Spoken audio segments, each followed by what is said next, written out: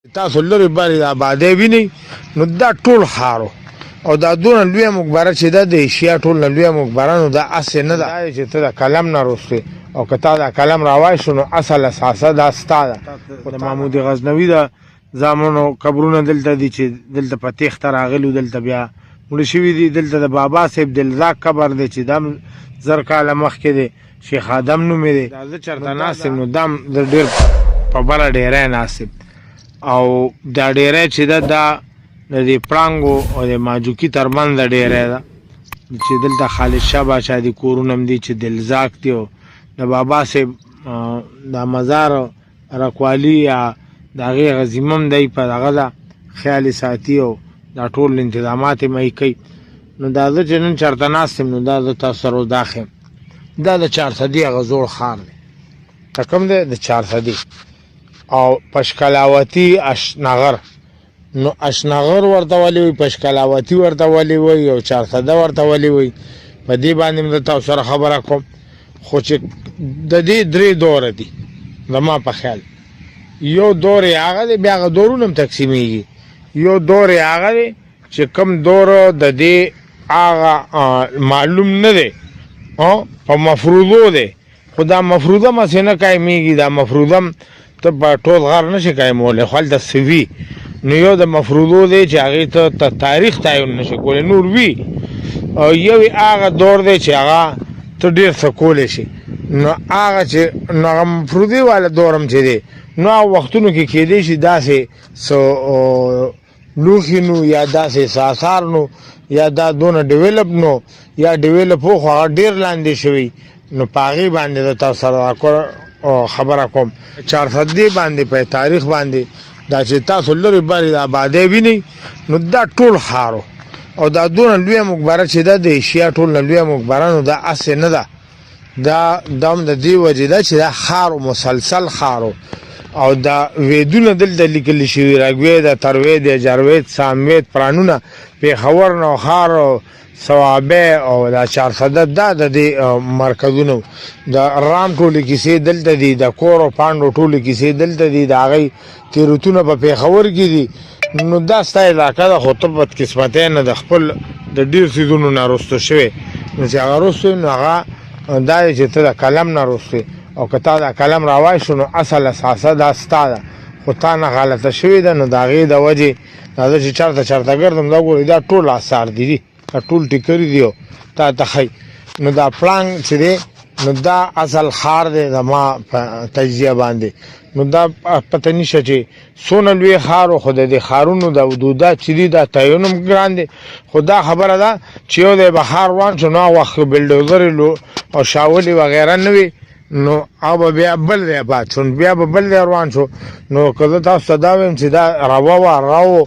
او دا ټول د وسط ایشیا نه به چې خلک تله دغه ته هندوستان ته نو دی به دا لار وه نو دا به یې ځکه تباه کول چې یو خو دی راپسې جلیبونو کې واپسی کې چې مونږ هندوستان ولوټو نو بیا د هندوستان د لوټ نه پس ته مونږ سره کم مال حالي نو هغه رانه واپس وانهلي. دا به په خپل غم اخته کو، دا به تباه برباد کړي یا علاقو نه به وشړل. نو دا که زه تاسو ته چې دا 100 پیره روان شوی او 1000 پیره روان شوی نو دا به کم وي، ځکه چې دا د هر تعلیازما او د هر هندوستان ته تلو والا، ځکه چې دا د نیمې دنیا نه بلې نیمې دنیا ته چې دی نو دا داسې یو پخوا خو تقریبا د هندوستان چې و دا د آمدنۍ اخري پورې د نن 1000 کاله مخکې دا د آمدنۍ بلکې 600 کاله مخکې د آمدنۍ 4 حصه چې وه صرف هغه دنیا کې هندوستان. نو دا تاسو اوس وګورئ دا تاسو د محمود غزنوي د زامنو قبرونه دلته دي چې دلته په تیښته راغلي دلته بیا مړه شوي دي. دلته د بابا صاحب دلزاق قبر دی چې دا هم 1000 کاله مخکې دی، شیخ آدم نومې دی. نو دا د هغوی مو فتوات پاتې دي او دا زه تاسو ته بیا وایم چې دا د محمود غزنوي نه ډېر مخکې خبرې دي. 50-60 کاله الګ به یا به پیدا نو یا د لپتګین د سپکتګین وختونو کې دلزاق دلته راغلو، ماندوري او دلزاق او دا یې فتح کړي دي. نو د محمود غزنوي دی خوا تګ هم نشته او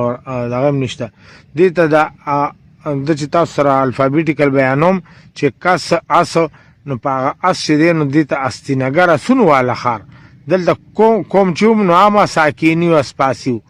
و که نه نو دا اسونو والا دوی پخې کلاګانې به نه جوړولې لوی دیوال به یې والی کې به فوج و د فوج بچي او بیا به یو بل دیوال والی هم چې چېرته میشته کېده که نیک سر دا کړه په سر و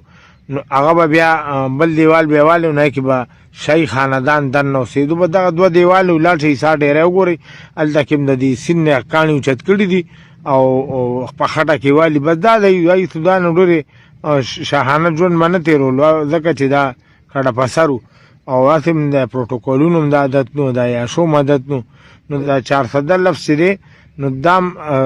بنیادي طور باندې 4 دیوالونو کې ګیر د حصار ډېری نو دې ته حصار ډېری یا 400 4 دیوالونه صد سکندر لفظ دی صد دیوال ته وي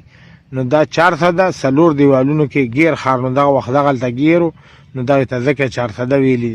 بل دلته پشکلاوتي خو بنیادي طور باندې د ګلونو ښار نو د برسنډې ګل دلته و او هسې م تاسو وګورئ چې په هندو مت کې او په بودھ مت کې د برسنډې د ګل ډېر لوی اهمیت دی نو دغه اهمیت که ته راوالې نو دا هم د 400 نسبت سره یي بل د ګوتم بدھ دلته جات کا سټوری دی که هغه د هغه ښځې سټوري ده چې هغه ته ګل پیش کوي او باران وشي او دغه وشي او خټې شي ورته خپلې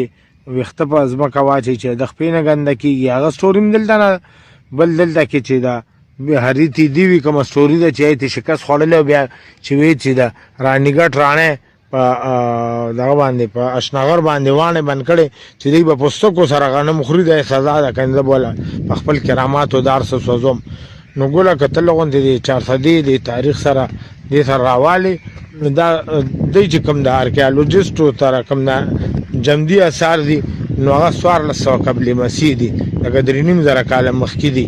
بیا خو تقریبا دا دور دی تر په لیک پړ کې هم راغلی خاص کر چې سکندر یوناني راغلی دی نو هغه سره ډېر ځکه زیات عام شوی چې هغه سره لیکوال ډېر تعلیم یافته خلک ورسره ډېر نو د یونان ته هم تا نه علم تللی دی دا بیا واپس راغلی